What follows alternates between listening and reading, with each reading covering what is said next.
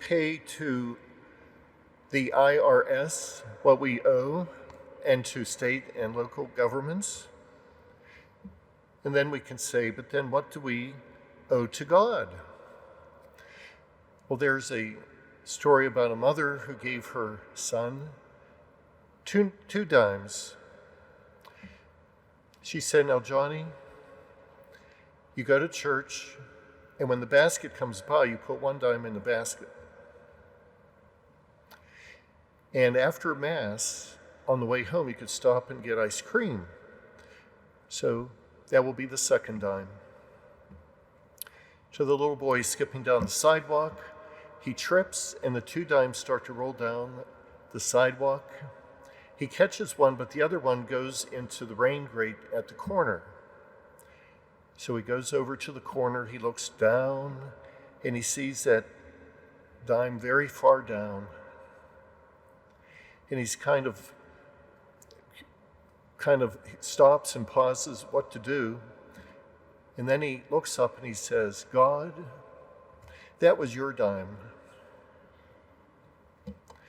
So what do we owe God? Jesus says, give to Caesar what is Caesar, what is God. For God, give to God. So on that coin was the imprint of the emperor. But now when we think about it, God has his imprint on each of us. So if we go another step, we would say, we owe God ourselves. We owe God everything. We owe God our lives.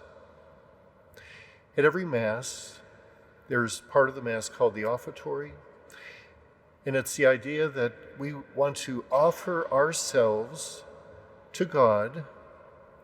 We want to offer our prayers, works, joys, and sufferings to be united to the sacrifice of Jesus.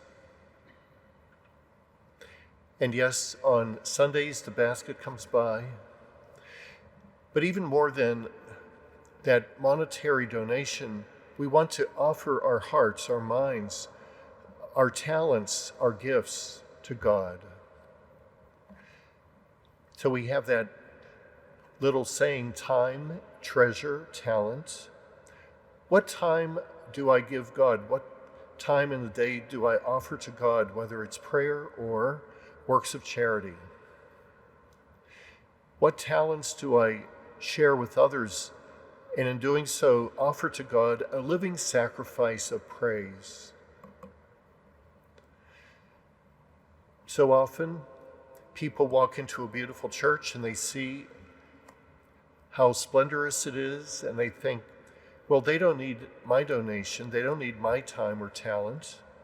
But the opposite is true, because everyone needs to offer something for the glory of God and the community. So, in our first reading, we have Tobit, who is blinded.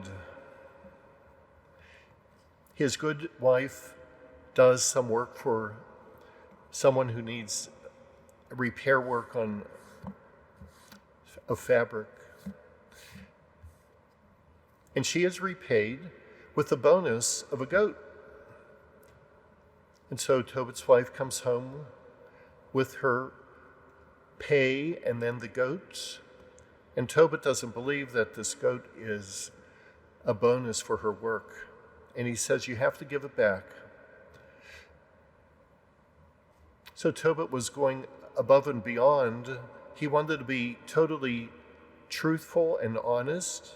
He wasn't sure about where the goat came from. Can we ever go above and beyond what we owe God? Because God has made us in his image and likeness. God has given us life. God has given us talents and blessings. Can we ever stop giving back to God? And now Tobit is blind. And what's he able to do? We heard yesterday that he buried the dead. He was in Assyria. He was taken away from his homeland. And in Assyria, the king there, Sennacherib, made it a rule that if a Jewish person would die, they did not deserve burial. They would simply disintegrate on the street. Well, Tobit made his business to bury each and every one. He was doing good work. He was offering time and talent, and now he's blind. And now his friends are going to come and mock him and accuse him of being rotten and dishonest and conniving and sinful. But what Tobit can offer now is his suffering. As a parish chaplain, on a regular basis, I see people who are in great pain, and they have nothing to offer except their suffering.